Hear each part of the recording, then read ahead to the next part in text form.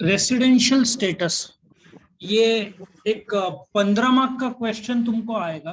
पहले 16 का आता था जब 80 मार्क्स का पेपर, अभी 70 कर दिया है तो 15 मार्क्स का ये क्वेश्चन आएगा तुमको।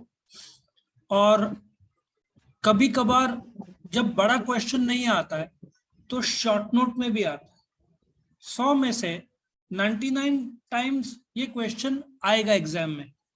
और ये थ्योरी है, लेकिन इसमें प्रैक्टिकल आइडेंटिफिकेशन है, कैसे पहचानना है। जो नॉन इनकम टैक्स के स्टूडेंट्स हैं उनको दो चीज मालूम है, एक तो सिटीजन ऑफ इंडिया और एक एनआरआई। लेकिन इनकम टैक्स एक्ट 1961 में जब तुम इनकम टैक्स भरते हो, उससे पहले जब तुम रिटर्न फाइल करते हो तो तुमको बताना पड़ता है कि तुम्हारा स्टेटस इंडिविजुअल है, लेकिन तुम रेसिडेंशियल स्टेटस जो इनकम टैक्स में जो सिटीजनशिप जो है उससे हटके है, तो तुम वहां पे सिटीजन नहीं लिख सकते, वहां पे रेसिडेंशियल स्टेटस लिखना होता है। और जो रेसिडेंशियल स्टेटस होता है वो या तो रेसिडेंट या एनआरआई सुना होगा तुमने, लेकिन इनकम टैक्स में 3 कैटेगरीज है और वो कैसे होगा ये सब हम डिटेल्स में सीखेंगे। अब जब तुम इनकम टैक्स में पर्सन का जो डेफिनेशन है अंडर 2 सबसेक्शन 31, उसमें individual, HUF, firm, company, AOP, BOI, local authority और एवरी आर्टिफिशियल जुरिडिकल पर्सन, कितने कैटेगरीज है? 7। मतलब इनकम टैक्स डिपार्टमेंट तुमको 7 में से एक कैटेगरी के तौर पर आइडेंटिफाई करेगा। लेकिन तुम्हारा जो रेसिडेंशियल स्टेटस है उसके लिए इनकम टैक्स में सिर्फ 5 कैटेगरीज है। पर्सन के लिए 7 है, लेकिन रेसिडेंशियल स्टेटस के लिए 7 है। उसको भी मैं विभाजन करूंगा। जो तुम्हारा रेसिडेंशियल स्टेटस है, ये जो 5 कैटेगरीज है उनके 2 भाग किए हुए। इंडिविजुअल एचईएफ के अलग से 3 कैटेगरीज है और जो बाकी के जो 3 है उनके अलग से है। सो इंडिविजुअल और एचईएफ के लिए जब तुम इनकम टैक्स रिटर्न फाइल करोगे तो तुम 3 में से एक रेसिडेंशियल स्टेटस तुम्हारा होगा, और ये हर साल बदल सकता है। कैसे बदलेगा और क्या प्रिकॉशंस लेने हैं, इसका हम डिटेल स्टडी करेंगे। सो इंडिविजुअल और एचईएफ के लिए 3 जो स्टेटस है, उसमें पहला रेसिडेंट एंड ऑर्डिनरी रेसिडेंट, जिसको हम शॉर्ट में सिर्फ ऑर्डिनरी रेसिडेंट बोल सकते हैं। दूसरा resident but not ordinary resident बोल सकते हैं। और तीसरा नॉन रेसिडेंट। ऐसे 3 स्टेटसेस है। और फर्म, जॉइंट स्टॉक कंपनी और एवरी अदर पर्सन जो है उसमें सिर्फ 2 कैटेगरीज है, एक तो तुम रेसिडेंट होंगे या दूसरा तुम नॉन रेसिडेंट होगे, 2 में से एक। अब सवाल यह है कि कैसे पहचानना है। यदि इंडिविजुअल फाइल करेगा रिटर्न तो उसको 3 में से एक रेसिडेंशियल स्टेटस बताना होगा। डिपार्टमेंट प्रूव नहीं करेगा, प्रूव तुमको करना पड़ेगा। अब तुम्हारे मन में सवाल आ रहा होगा, ये रेसिडेंशियल स्टेटस से फर्क क्या पड़ता है? तुम इंडिया में हो, कमाते हो इंडिया में, लेकिन इनकम रिसीव बाहर करते हो, बाहर बिजनेस करते हो, इनकम बाहर रिसीव करते हो या इनकम इंडिया में रिसीव करते हैं, सब चीजों में फर्क पड़ता है। तुम्हारा रेसिडेंशियल स्टेटस कौन सा है उसमें उस प्रकार का इनकम का टैक्सेबल सिचुएशन में फर्क पड़ता है। यदि तुम ऑर्डिनरी रेसिडेंट रहे तो वर्ल्ड में कहां पे भी कमाओ तुमको इंडिया में टैक्स लगेगा। इसलिए लोग टैक्स प्लानिंग के हिसाब से, सिंस हर साल रेसिडेंशियल स्टेटस चेंज करते हैं, तो बदलने की कोशिश करते हैं। तो ये जो रेसिडेंशियल स्टेटस तुम्हारे मन में सवाल आ रहा होगा कि कैसे निकाला जाता है और उसके टैक्स इम्प्लीकेशंस क्या है। टैक्स इम्प्लीकेशंस तुमको सिलेबस में नहीं है, वो CA-CWA लेवल पे आएगा, बट शॉर्ट में मैं थोड़ा बहुत बता दूंगा, डिटेल्स में नहीं, क्योंकि सिलेबस में नहीं। बट कैसे रेसिडेंशियल स्टेटस निकालना है वो मैं जरूर तुमको बताऊंगा कि तुम खुद का residential status by the end of this lecture निकाल पाओगे। इनकम टैक्स रिटर्न में तुमको ये फाइल करना ही पड़ेगा, तुम्हारा रेसिडेंट एंड ऑर्डिनरी रेसिडेंट है क्या, नॉट ऑर्डिनरी रेसिडेंट है क्या, तुम नॉन रेसिडेंट हो।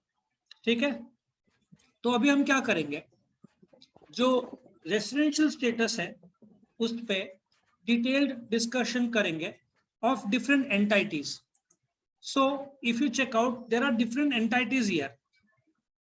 दो प्रकार के ही रेसिडेंट हो सकते हैं, या तो एक रेसिडेंट होगा या एक नॉन रेसिडेंट होगा. रेसिडेंट में, नॉन रेसिडेंट में कोई प्रकार नहीं है. नॉन रेसिडेंट को एनआरआई भी तुम बोल सकते हो, वो नॉन रेसिडेंट है, नॉर्मली फॉरेन का आदमी होगा. लेकिन रेसिडेंशियल स्टेटस जो है, जो कि इंडिविजुअल का और एचयूएफ के लिए, रेसिडेंट के मायने दो हो सकते हैं. एक ऑर्डिनरी रेसिडेंट हो सकता है और एक नॉट ऑर्डिनरी हो सकता है. सो उसके दो कैटेगरीज हम यहाँ पे देखेंगे.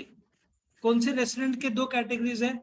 ऑर्डिनरी रेसिडेंट और नॉट ऑर्डिनरी रेसिडेंट. ऐसे दो कैटेगरीज निकल सकते हैं या बन सकता है. ठीक है ना. So residential status of individual HUF के वैसे रेसिडेंट के दो है और एनआरआई तीन. So resident and ordinary resident, resident and not ordinary resident, ये रेसिडेंट के दो प्रकार है. और तीसरा एनआरआई. मतलब तुमको इतना समझना है कि इंडिविजुअल एचयूएफ को तीन में से एक कैटेगरी बताना होगा इनकम टैक्स को कौन सा है. उस हिसाब से उसका इनकम का टैक्स या इनकम काउंट होगा नहीं होगा, उससे फर्क पड़ता है. बट सवाल यह है कि तुम निकालोगे कैसे, उस पर डिटेल में चर्चा करूंगा. तो तुमको इतना जानना है कि रेसिडेंशियल स्टेटस में बेसिक दो प्रकार है, एक रेसिडेंट और दूसरा नॉन रेसिडेंट. और रेसिडेंट में दो प्रकार है. कौन सा? ऑर्डिनरी रेसिडेंट और नॉट ऑर्डिनरी रेसिडेंट. तुमको एग्जाम में शॉर्ट नोट रहेगा तो सिर्फ इंडिविजुअल का पूछेंगे. 15 मार्क का पूछेंगे तो तुमको इंडिविजुअल, एचयूएफ, फर्म, कंपनी और एवरी अदर पर्सन सबका बताना पड़ेगा कैसे निकाला जाता है. सो यहाँ पे अभी मैं तुमको इंडिविजुअल्स का रेसिडेंशियल स्टेटस बताऊंगा कैसे निकालना है. पहले तो तुमको पता चल गया होगा इंडिविजुअल के लिए रेसिडेंशियल स्टेटस कितने हैं? तीन है. कौन सा? Ordinary resident, not ordinary resident और तीसरा एनआरआई. सो जो इंडिविजुअल के लिए कितने कैटेगरीज है? तीन कैटेगरीज है. करेक्ट. सो तुमको ऑर्डिनरी रेसिडेंट या नॉट ऑर्डिनरी रेसिडेंट या नॉन रेसिडेंट में से एक मिलेगा. अभी आगे बढ़ते हैं.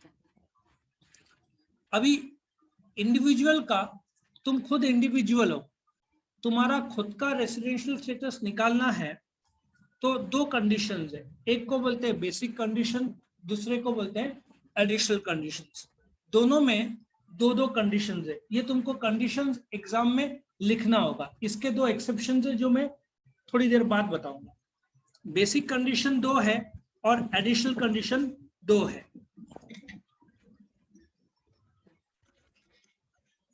याद रखना, बेसिक कंडीशन में और है, मतलब कोई भी एक सेटिस्फाई की है तो तुम रेसिडेंट बन जाओगे.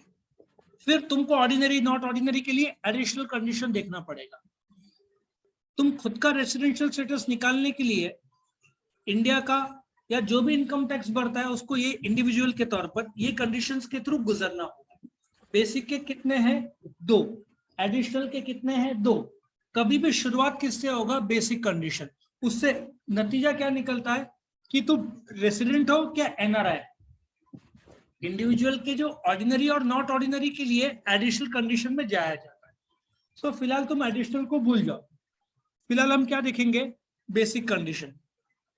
बेसिक कंडीशन में दो है, दो में से कोई भी एक तुमने फुलफिल किया तो तुम क्या बन जाओगे? रेसिडेंट सिर्फ. ठीक है ना.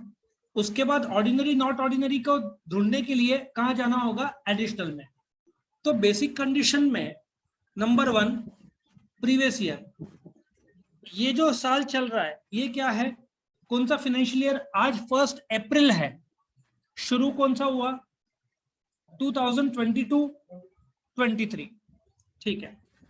अब मैं क्या करता हूं, तुमको लिख के बताता हूं. ये फाइनेंशियल ईयर कौन सा चल रहा है? 2022-23. बराबर है. यदि ये जो फाइनेंशियल ईयर है जिसको हम प्रीवियस ईयर बोलेंगे, यदि इस फाइनेंशियल ईयर स्टार्टिंग अप्रैल 1 एंडिंग मार्च 31, यदि तुम्हारा भारत में स्टे 182 डेज या ज्यादा हुआ है, 182 डेज और मोर। अब ये कैसे पता चलता है? पासपोर्ट से। मैंने बताया था कि जब तुम फॉरेन में जाते हो तो यहाँ पे तुम्हारा इमिग्रेशन होता है, वहां पे पहला स्टैंप लगता है कि तुम इंडिया के बाहर जा रहे हो। तुम दुबई जा रहे हो तो इंडिया से बाहर जा रहे हो तो तुम्हारा एक स्टैंप, आउटवर्ड स्टैंप लगेगा जो इंडियन गवर्नमेंट के तरफ से वो रहेगा, इमिग्रेशन ऑफिशियल इंडिया का होगा। दुबई पहुंचोगे तो वहां पे इनवर्ड स्टैंप लगेगा कि तुम दुबई में एंटर किए हो। इंडिया से बाहर जाने के लिए लगता है पासपोर्ट, उस देश में जाने के लिए लगता है वीजा।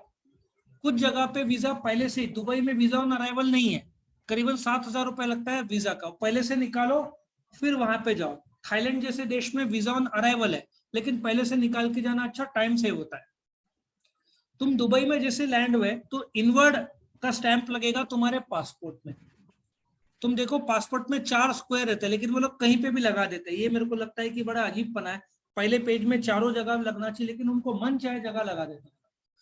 तुम जब दुबई से वापस आते हो तो वापस दुबई का इमिग्रेशन से आउटवर्ड स्टैंप लगता है, और जब तुम इंडिया में आते हो तो 4 स्टैंप्स तो क्लियर रहते हैं। इससे बाकायदा पता चलता है तुम कितने दिन फॉरेन में थे, कितने दिन इंडिया में थे। इंडिया में जो मैप है इंडिया का, उसका ये टेरिटोरियल वाटर्स है, ये समुद्र, टेरिटोरियल वाटर समुद्र किनारे से करीबन 18 किलोमीटर। सी, समुद्र का जो मेजरमेंट माइल्स में होता है, टेक्निकल भाषा में उसको नॉटिकल माइल्स बोलते हैं, ठीक है ना। और स्पीड शिप का KNOTS, जहां तक मेरा नॉलेज है नॉट्स के स्पीड में काउंट होता है। तो समुद्र किनारे से जो 18 मतलब करीबन 30 किलोमीटर पकड़ लो, तुम इंडिया के मैप में जो समुद्र किनारा है किनारे से, वो 30 किलोमीटर भी इंडियन टेरिटरी में माने जाओगे। तुम इंडिया में कहीं पे भी रहो कोई प्रॉब्लम नहीं। सो यदि तुम क्या बोलते हैं, जो तुम्हारा फिजिकल स्टे इंडिया में, ठीक है, 182 डेज से ज्यादा रहा 2022-23 में, तो तुम रेसिडेंट हो जाओगे। तुमको और सेकंड कंडीशन में देखने की जरूरत नहीं है। लेकिन यदि तुम्हारा स्टे 182 डेज से कम हुआ, फिर भी तुम रेसिडेंट हो सकते हो। तो इसका एक और ऑप्शन है जो कि और है, ठीक है। तो और इधर वन ऑफ द टू तुमको सेटिस्फाई करना है, दोनों सेटिस्फाई करने की कोई आवश्यकता नहीं। अब अपन सब तो भारत में ही रहे, अपन तो कॉमन है कि दोनों ही कंडीशन सेटिस्फाई करेंगे। लेकिन इनकम टैक्स के लिए कोई भी दोनों में से एक कंडीशन सेटिस्फाई किया तो तुम रेसिडेंट रहोगे, ठीक है। So he is in India for a period of 60 days और more during the previous year and 365 during the 4 years immediately preceding the previous year। अब वो क्या है मैं बताता हूं तुमको।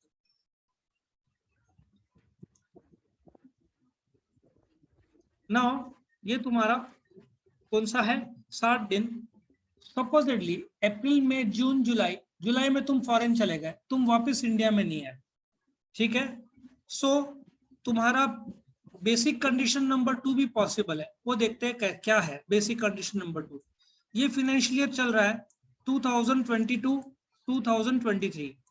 फॉर एग्जाम्पल यहाँ पे तुम रहे 70 डेज, ठीक है। सिर्फ 70 डेज रहे तो तुम रेसिडेंशियल स्टेटस नहीं मिलता।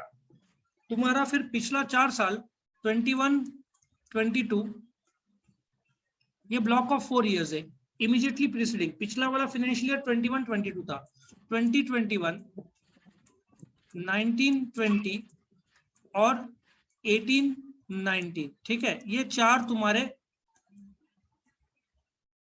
फाइनेंशियल ईयर जो कि ब्लॉक्स है, उसमें तुम कोई भी टोटल इंडिया में स्टे 365 डेज के ऊपर था। अगेन कैसे पता चलता है, पासपोर्ट 365 डेज। ऐसा भी हो सकता है 21-22 में फुल 365 थे, बाकी 3 जगह तुम 0 थे, तो भी चलेगा, कोई प्रॉब्लम नहीं।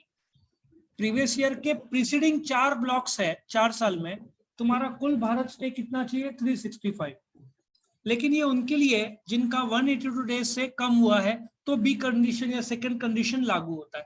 वरना वंस फर्स्ट कंडीशन सेटिस्फाई हुआ तो तुमको सेकंड कंडीशन देखने की जरूरत नहीं है। कौन सा 60 डेज और नहीं है, 60 डेज और मोर है, 60 दिन या ज्यादा। 60 डेज और मोर वो एक ही है, 60 दिन या ज्यादा। वो 70 दिन मतलब 60 डेज और मोर मतलब 71 ना, 60 और 70, 60 के ऊपर चाहिए। ये कंडीशन नहीं है, 60 डेज और मोर कंडीशन एक ही है, 60 डेज या ज्यादा। एंड मतलब सेकंड में ये एंड है, मतलब ये 70 डेज हुआ जो कि और मोर में बैठा, प्लस मतलब सेकंड कंडीशन में 60 प्लस 365, ऐसे दो चीज है। सेकंड का दो सब parts of the condition. Clear हुआ इतना? तो if you satisfy any one of the two basic conditions, तो तुमको एडिशनल कंडीशंस की ओर जाना होगा टू आइडेंटिफाई तुम ऑर्डिनरी रेसिडेंट हो क्या तुम नॉट ऑर्डिनरी रेसिडेंट हो। समझा? लेकिन ये जो बेसिक कंडीशंस जो है इसमें दो एक्सेप्शंस है। पहला एक्सेप्शन ये मैं बाद में बताऊंगा, इसको मैंने थोड़ा इंप्रूवमेंट कर दिया, ठीक है ना। ये दो कंडीशन में एक्सप्लेन करता हूं। बेसिक कंडीशन में 182 है और 60 days plus 365 during the 4 years है।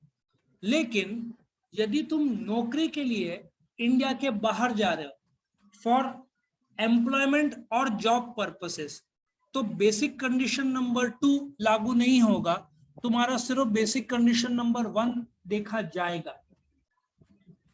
कई लोग जॉब के लिए बाहर चले जाते हैं, खास करके if you check out South Indians लोग तुमको दुबई में मिल जाएंगे, शारजा अबू धाबी में मिल जाएंगे, पंजाबी तुमको कनाडा में मिल जाएंगे, पटेल्स गुजराती भर भर के अमेरिका में मौजूद है, ठीक है।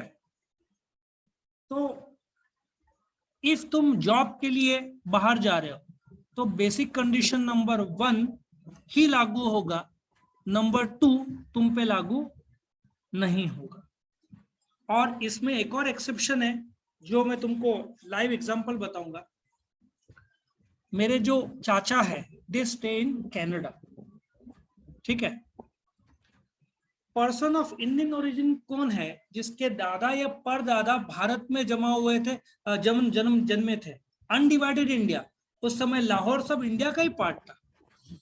अब क्या हुआ, अब हिस्ट्री बताने जाऊं तो बहुत बड़ा हो जाएगा, लेकिन आफ्टर इंडिपेंडेंस कुछ लोग उधर ही रह गए, कराची में बंटवारा हो गया, और ऐसा भी स्थिति निर्माण होता है कि बहुत सारे लोग अमेरिका चले गए, कनाडा चले गए, हमारे रिलेटिव्स कनाडा में है, अमेरिका में, बट सबके दादा परदादा उस समय जमाने में सबके 8-8 10 बच्चे होते थे। सो फैमिली का रूट यदि इंडिया में है, जन्मे दादा परदादा इंडिया में, लेकिन बाद में फॉरेन में सेटल करना प्रेफर किया। और एक बहुत यूनिक इसमें स्टोरी है, मेरे फादर और उनके जो सगे भाई, they met in India after 39 years. Both started slowly. बोलते ना फैमिली इंडिपेंडेंस के बाद बड़ा story. So when he came into India, he would come with a tourist visa. Tourist visa होता है कितना, 14 डेज का। लेकिन कभी कभार जो फॉरेन के लोग हैं, दादा परदादा, जिनके बच्चे अभी इंडिया में है, या फॉरेन जिन, या ऐसे भी है कनाडा में जो जो रिलेटिव्स है, उनके पिताजी इंडियन ओरिजिन के थे। So when they come into India, तो उनके लिए बेसिक कंडीशन नंबर 2 लागू नहीं होता, मतलब they can stay for 6 months without worrying about the tax situation, क्योंकि द मोमेंट 60 डेज क्रॉस हो जाता है, ऑफ कोर्स 365 तो नहीं होगा, लेकिन a person of Indian origin India में आया तो 6 महीना घूम सकता है बिना टैक्स की चिंता की, क्योंकि उस पर कंडीशन नंबर 2 लागू नहीं होगा। सो दो चीज है, तुम नौकरी के लिए बाहर जा रहे हो तो बेसिक कंडीशन नंबर 2 लागू नहीं होगा। कोई इंडियन ओरिजिन का आदमी जिसके माता पिता दादा दादी परदादा उसका रूट इंडिया में है, when he comes into India, उसके लिए कंडीशन बेसिक कंडीशन नंबर 2 लागू नहीं होगा, वो उसके लिए बेसिक कंडीशन नंबर 1 लागू होगा। अब मैं तुम्हारे क्वेश्चन लूंगा यदि है तो, वरना मैं आगे बढ़ूंगा। कुछ क्वेश्चन आ रहा है तुमको? नहीं। बेसिक कंडीशन दोनों में से कोई भी एक तुमने सेटिस्फाई किया तो तुम क्या बन जाओगे, रेसिडेंट। लेकिन इंडिविजुअल के लिए दो रेसिडेंट के दो सब टाइप्स है, कौन से? Ordinary resident and not ordinary resident. तो यदि रेसिडेंट बन गए तो तुमको एडिशनल कंडीशन देखना होगा। दो एडिशनल कंडीशंस है, तुम्हारे सामने मैं प्रेजेंट कर रहा हूं। पहला, ये फाइनेंशियल ईयर कौन सा चल रहा है? मैं यहां पे लिख रहा हूं, मेरे पास जगह नहीं है। 2022-23 चल रहा है, बराबर है। गो बैक 10 years,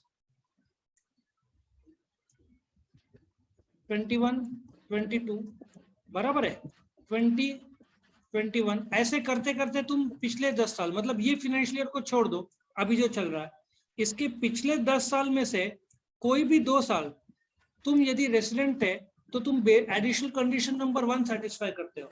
लेकिन एडिशनल कंडीशन नंबर 1 में एंड दिया हुआ है और नहीं, दोनों सेटिस्फाई करना होगा।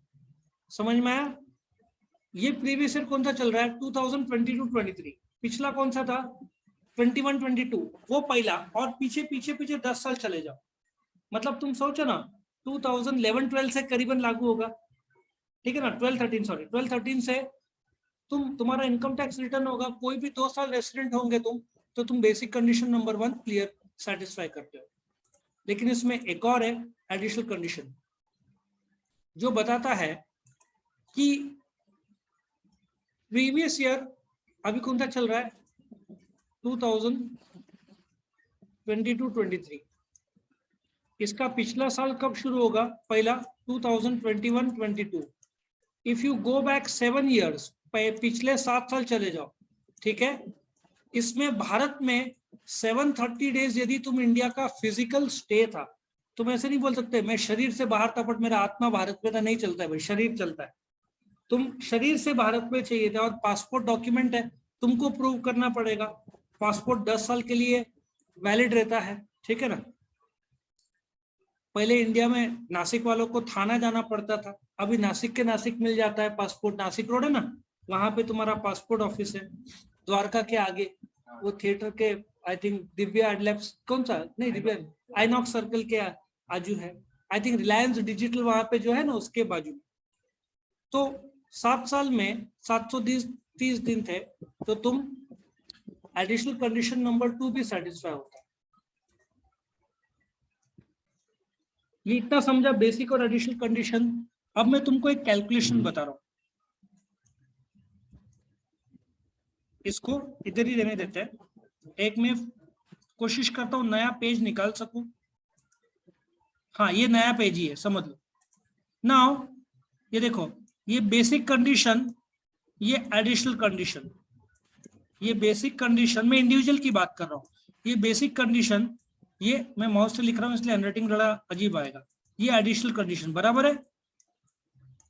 तुमको बेसिक तो 1 ही सेटिस्फाई करना है, 2 की कोई आवश्यकता नहीं। 1 + 2 दोनों एडिशनल तुम सेटिस्फाई करोगे तो तुम बनोगे रेसिडेंट एंड ऑर्डिनरी रेसिडेंट। समझा? 1 प्लस सिर्फ एक ही सेटिस्फाई करते हो। 2 साल रेसिडेंट है बट 730 दिन तुम भारत में नहीं थे, 7 साल, तो तुम बनोगे resident and not ordinary resident. यदि basic condition number 1 plus additional condition number 0, तो तुम बनोगे resident and not ordinary resident. मतलब दोनों कंपलसरी एडिशनल जरूरत है ऑर्डिनरी रेसिडेंट का। और ऑर्डिनरी रेसिडेंट बन गए तो फिर वर्ल्ड में कहीं पे भी कमाओ, इंडिया में टैक्स भरना। अब वहां पे भी टैक्स लगेगा, इंडिया में भी टैक्स लगेगा, तो डबल टैक्स हो जाएगा। Unless double taxation agreement treaty हो, तो फिर इंडिया जर्मनी का है तो जर्मनी में जो कमाएगा उधर टैक्स भरेगा, इंडिया में भरने की जरूरत नहीं है, उस देश के साथ चाहिए। और बेसिक कंडीशन तुम सेटिस्फाई करते ही नहीं हो 0, तो एडिशनल लिखने की कोई आवश्यकता नहीं है, तो तुम बन जाओगे एनआरआई। और यदि तुमको टैक्स प्लान करना है, एनआरआई को जो फॉरेन में कमाता है उधर ही टैक्स भरना है। हाँ, इंडिया में आकर वो किसी भी रूप में कमाएगा, वो एनआरआई हो या कुछ भी हो, उसको टैक्स इंडिया में भरना है। तो इफ अमेरिकन आता है इधर कुछ कमाता है तो उसको टैक्स इंडिया में ही भरना है। लेकिन अमेरिकन कमाई पे उसको इंडिया में टैक्स भरने की जरूरत नहीं। बट तुम ऑर्डिनरी रेसिडेंट हो, तुम इंडिया में हो, अमेरिका से कमा रहे हो, तो तुमको इंडिया में टैक्स भरना है। वर्ल्ड में कहीं पे भी कमाओ, ऑर्डिनरी रेसिडेंट को टैक्स कहाँ भरना है? इंडिया में। तो बेसिक जीरो एडिशनल का जरूरत नहीं, तो एनआरआई हो जाता है। क्या ये पार्ट क्लियर है तुम्हारा? कैसे पहचाना? अब मुझे तुम्हारा रेसिडेंशियल स्टेटस बताओ, क्या रहेगा तेरा, क्या रहेगा इनकम टैक्स में? नहीं, पहले मुझे बेसिक कंडीशन से शुरू करते हैं। सॉरी, मेरे को ये पूछना है, बेसिक कंडीशन 1 सेटिस्फाई करता है? मैं 2021-22 का पूछ रहा हूँ, क्योंकि ये तो नया एक ही 1 अप्रैल ना आज। 1 सेटिस्फाई करता है, 182 दोनों एडिशनल। फर्स्ट सेटिस्फाई करता है 2। तो तुम लोग जब इनकम टैक्स रिटर्न फाइल करोगे तो तुम्हारा रेसिडेंशियल स्टेटस क्या होगा? रेसिडेंट एंड ऑर्डिनरी रेसिडेंट ही होगा। और ये साल तुमको स्टेटस चेंज करना है। तुम्हारा ये साल जब रिटर्न फाइल करोगे तुम जुलाई को, वो 21-22 का होगा, बराबर ना? बट ये जो प्रीवियस ईयर शुरू हुआ आज से 22-23, और तुमको स्टेटस चेंज करना है प्रीवियस ईयर 22-23 का, तो तुम May 29 को इंडिया के बाहर चले जाओ, तो तुम क्या बन जाओगे इस साल? ये फाइनेंशियल ईयर एनआरआई।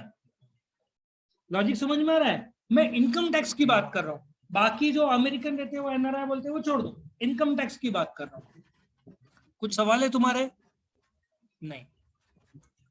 नाउ अभी हम रेसिडेंशियल स्टेटस ऑफ इंडिविजुअल देखेंगे। Clear? Now Hindu undivided family के लिए भी कितने हैं? 3 है। Ordinary resident, not ordinary resident, और तीसरा एनआरआई। लेकिन क्या होता है कि हिंदू अनडिवाइडेड फैमिली के लिए कोई बेसिक कंडीशन नहीं है, उसका हेड करता होता है। ये सब मैंने पर्सन के डेफिनेशन में तुमको एक्सप्लेन किया हुआ। तो कभी भी एचईएफ का जो बिजनेस है वो इंडिया में हो या बाहर हो, पहले देखो उसका कंट्रोल और मैनेजमेंट कैसे हो रहा है। जो हिंदू अनडिवाइडेड फैमिली का जो बिजनेस है उसका कंट्रोल और मैनेजमेंट कहां से हो रहा है? उसके 3 पॉसिबिलिटीज है बिजनेस के कंट्रोल के। एक तो भाई पूरा भारत से हो रहा है। अब सवाल यह है कि तुम कैसे पहचानोगे कि ये भारत से हो रहा है? Control and management means where is the brain of the business, where the decisions are taken. तुम बोलोगे होल इन इंडिया, या होल इन इंडिया तो रेसिडेंट, आधा इंडिया में आधा बाहर से। मीटिंग्स कहाँ पे होते हैं, फैसले कैसे लिए जाते हैं, उससे पता चलता है। पार्टली इन इंडिया रेसिडेंट, मतलब partly India partly outside India resident. और if it is wholly outside India, ठीक है ना, तो क्या होगा? Wholly outside India non resident, wholly out of India क्या होगा? Non resident. सो एचईएफ का, लेकिन एचईएफ जब रिटर्न फाइल करता है तो उसको ऑर्डिनरी रेसिडेंट या नॉट ऑर्डिनरी रेसिडेंट बताना होगा। प्लेस ऑफ कंट्रोल ये जो है बेसिक कंडीशन के जगह पे है कि बिजनेस का कंट्रोल कहाँ पे, उससे सिर्फ पता चलता है कि तुम रेसिडेंट हो क्या एनआरआई, इतना समझा। लेकिन ऑर्डिनरी नॉट ऑर्डिनरी के लिए जो इंडिविजुअल के लिए एडिशनल कंडीशन था, कौन सा? पिछले 10 साल में से 2 साल और पिछले 7 साल में से 730 दिन, ये कर्ता पे लागू होता है। इफ कर्ता सेटिस्फाइज बोथ दी कंडीशंस, कि पिछले 10 साल में 2 साल यदि वो रेसिडेंट था, या पिछले 7 साल में, ये साल छोड़ दो, पिछले साल से गो बैक 7 ईयर्स, यदि कर्ता ने दोनों एडिशनल कंडीशन सेटिस्फाई किया तो HUF will become resident and ordinary resident. यदि कर्ता दोनों में से एडिशनल में से, ये एडिशनल कंडीशंस है, दोनों में से एक या 0 सेटिस्फाई करता है तो HUF will become resident and not ordinary resident. तीनों के टैक्स इंप्लीकेशंस अलग है। कुछ जगह पे तुम ऑर्डिनरी है तो वर्ल्ड में कहाँ पे भी कमाओ टैक्स भरना पड़ेगा। कुछ जगह पे नॉट ऑर्डिनरी है तो बिजनेस बाहर कर रहा है, बाहर रिसीव कर रहा है, तो इंडिया में टैक्स भरने की जरूरत नहीं है। ठीक है, not ordinary, not ordinary. Ordinary बनने के लिए दोनों के दोनों एडिशनल कंडीशंस फुलफिल और सेटिस्फाई करना कंपलसरी है। ठीक है,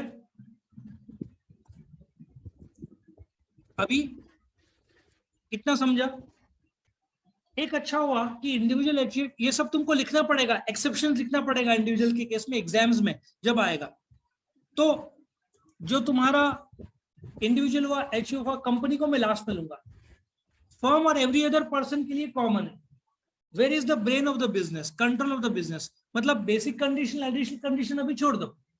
अब मेरे को एक और चीज बताओ, इंडिविजुअल एचयूएफ के लिए कितने रेसिडेंशियल स्टेटस क्या थे? ऑर्डिनरी रेसिडेंट, नॉट ऑर्डिनरी और एनआरआई। लेकिन बाकी सबके लिए सिर्फ दो है, कौन सा? इधर तुम रेसिडेंट हो या तुम नॉन रेसिडेंट हो। तो फर्म, और अभी मैं कंपनी का नहीं डिस्कस कर रहा हूं, मैं कौन सा डिस्कस कर रहा हूं? फर्म और कोई भी हो, कंपनी छोड़ के, कंपनी का अलग से मैं इसके बाद वाले स्लाइड में बताऊंगा। वापिस से तुम प्लेस ऑफ कंट्रोल देखोगे, प्लेस ऑफ कंट्रोल कहां से, थिंकिंग पैटर्न कहां से, बिजनेस मीटिंग्स कहां पे हो रहा है, इनकम टैक्स डिपार्टमेंट में तुम प्रूव करोगे, देखिए ये मीटिंग हॉल में हुआ था, ठीक है ना। कंट्रोल और मैनेजमेंट, होली इन इंडिया तो रेसिडेंट, पार्टली इन इंडिया तो रेसिडेंट, पार्टली मतलब कुछ बाहर मीटिंग्स हो रहे, कुछ इंडिया में हो रहे, डिसीजन मेकिंग पावर का है। इफ होली आउटसाइड इंडिया तो क्या होगा? Non resident. लेकिन कंपनी का आगे तुम देखो, इंडियन कंपनी है, जो सीधी बात है, इंडियन कंपनी तो रेसिडेंट। अच्छा, इंडियन कंपनी मतलब वो कंपनी जिसका registration under the Indian companies act of 1956 या 2013 हुआ है, इंडियन कंपनी तो हमेशा रेसिडेंट होगी। फॉरेन कंपनी यदि उसका कंट्रोल भारत से हो रहा है, इन्फोसिस ले लो, इन्फोसिस वैसे तो इंडियन कंपनी है तो अदर देन इंडियन कंपनी होगा नहीं, लेकिन कोई बाहर की कंपनी है, अमेजन, कुछ कंट्रोल इंडिया से भी हो रहा है तो resident, partly in India partly outside India तो नॉन रेसिडेंट। लेकिन अमेजन का धंधा इंडिया में है ना, तो उसको टैक्स इंडिया में भरना पड़ेगा। होली आउट ऑफ इंडिया, तुम्हारा एप्पल कहाँ का है, रेडबुल कहाँ का है, फॉरेन में, तो उनको टैक्स वहां पे भरना है, बिकॉज वो नॉन रेसिडेंट है, तो इंडिया में टैक्स भरेंगे नहीं, जिस देश में होता है उस देश में वो लोग टैक्स भरेंगे। तुमको केयर ऐसा लेना है कि पिछला स्लाइड में एक खास बात था, तुम नोट करो, ये देखो, partly in India partly outside India resident है, लेकिन in case of foreign company partly in India partly outside India तो नॉन रेसिडेंट। हो सकता है कंपनी का प्रोडक्शन बाहर हो, मीटिंग एक हाथ हुआ रहेगा तो सेफ रहेगा, लेकिन तुम्हारा प्रीमाइसेस इंडिया में है तो फिर तुमको सोर्स तो इंडिया माना जाएगा, तो टैक्स तुमको इंडिया में ही भरना है। सो इस प्रकार से ये 5 कैटेगरीज है, कौन सा? Individual, HUF, firm, every other person और कंपनी। कितने कैटेगरीज हुए? 5 कैटेगरीज हुए। हर एक का रेसिडेंशियल स्टेटस अलग है, इंडिविजुअल का बेसिक एडिशनल है, एचयूएफ का कंट्रोल और मैनेजमेंट प्लस कर्ता का एडिशनल कंडीशंस है, बाकी का कंट्रोल और मैनेजमेंट है। कंपनी छोड़ के पर्सन, एवरी अदर पर्सन का whole in India resident, partly India तो भी रेसिडेंट, लेकिन होली आउटसाइड इंडिया तो इधर है।